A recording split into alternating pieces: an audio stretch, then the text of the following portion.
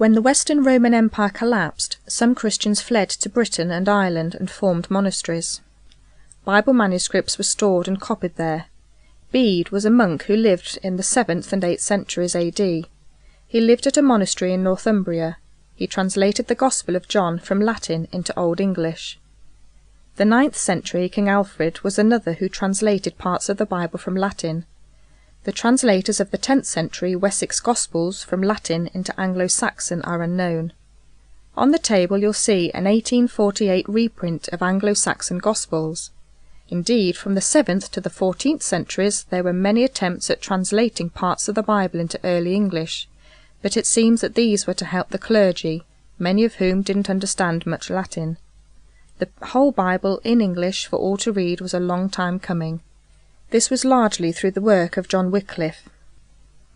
In the 14th century, the official Bible of the Church was still the Latin Vulgate. John Wycliffe, the rector of Lutterworth in Leicestershire, insisted that the ultimate authority for Christians should be the Bible, not the Church. So it was essential for them to read the Bible for themselves. He, with help from other scholars, made the first English translation of the entire Bible in 1384. There's an 1810 reprint of his New Testament on the table. He translated it from the Vulgate. He sent out preachers into the streets and the fields.